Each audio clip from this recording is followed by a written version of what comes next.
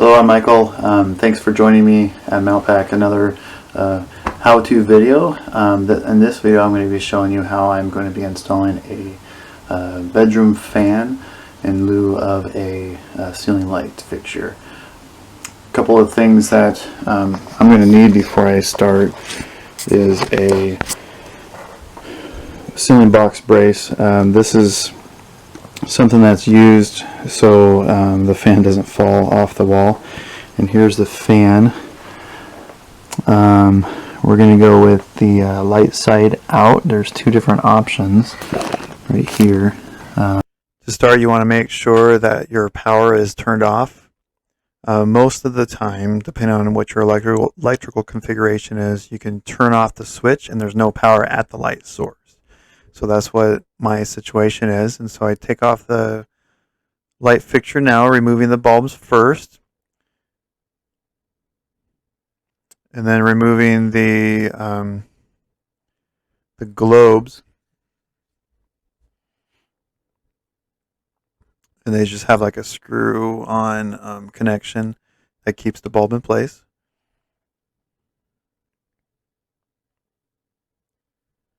And then this piece couldn't come off, so I didn't want to monkey with it too much. And so I just opted to remove the fixture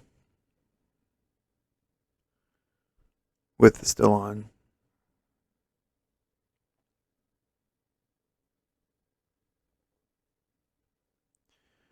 Now this one's interesting because there's like the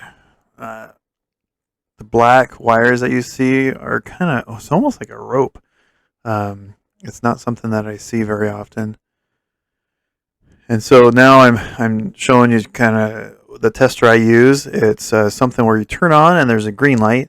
And so when it turns red and starts beeping really fast, or flashing red really fast, and there's also like a beeping noise as well that goes along with it.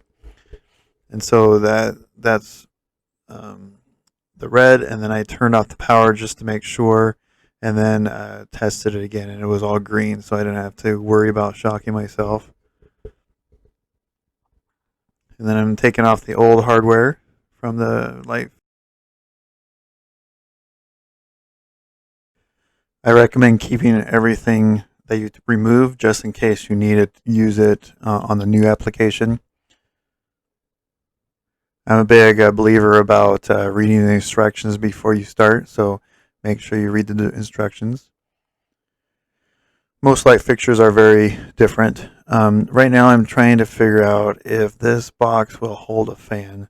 And it seems like there is a connection on either side of the trusses, and so I think we're good for the weight of the fan. This one's not too bad, but wanted to make sure I had enough strength there. Here's the fan. I got the blades, two sides. That's the side I'm going to have facing down. Here's the bulb. And then this red pack is all the hardware, like little fasteners and screws and some other things. Also had the pull cords as well. Here is the actual fan. This is the big part. I couldn't get it out of the box one-handed, so I'll do that after here. So I took the fan out of the box, and then there's 4 screws that connect this black piece that connects to the ceiling, which allows the fan to be connected as well.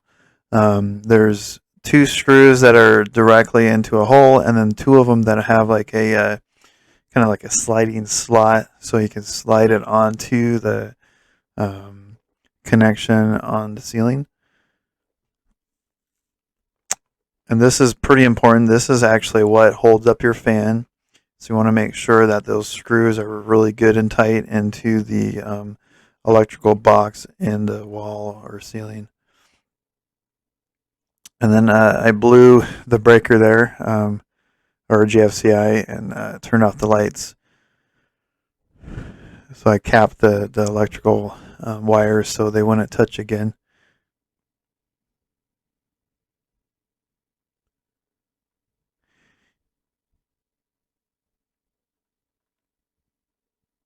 So the fan has I'm not sure what to call it, like a rod of some sort, and it has a ball on it, and it cooks into that black.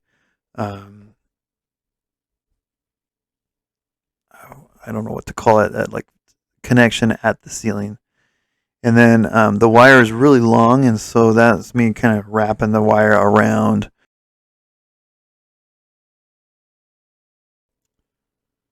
Then I'm checking to make sure that all the functionality is correct and everything was good. And so that's kind of the wire that I wrapped around the bar, and that's the ball that kind of rests inside that socket, so it just hangs there.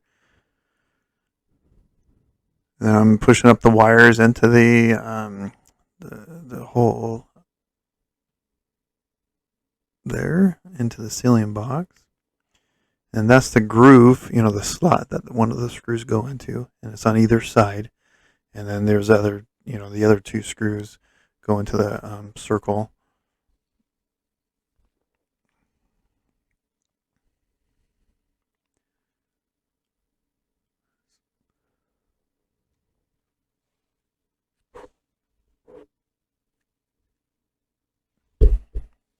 And that's how it looks when you put that, I want to call it a cover, on the black hardware.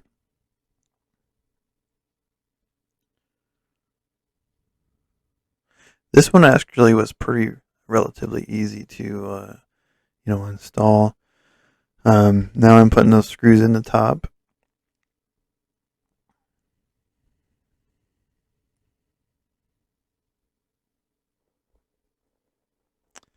And once that was in place, I started putting on the actual fan blades.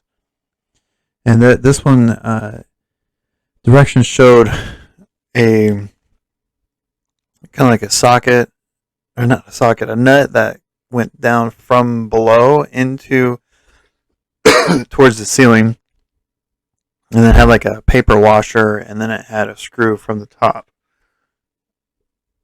So when you looked at it, it just had like a circle nub kind of thing. And so what I did was I figured out that in order to because there's 3 holes, in order to keep the fan blade in place, I would put all 3 screws from top down, and so I would be able to know where to line up the blade. And then I would tighten up one, and then once that one was tightened, then I could tighten up everything else, and then really tighten it after everything was lined up. And overall, this fan took about roughly almost an hour or so to install. A lot of the fans I've done in the past, they were very complex, and some of them had like electronic control, some sort of like remote or something like that, and they could take up to like 2, maybe even 3 hours to actually install, and that's working the whole entire time. It's just a lot of moving parts and pieces and components involved with installing that fan. This one had only 3 blades. Some of them have 5. All just about done here. Just doing the final touches on getting the little screws in there for the globe there. Getting that on, and then I'm going to test out the light. There you go. Looks pretty good. And then I'm going to put on the pull string connector pieces so we can actually function the fan. And there you go. Everything's working pretty good. No wobbles, which is good.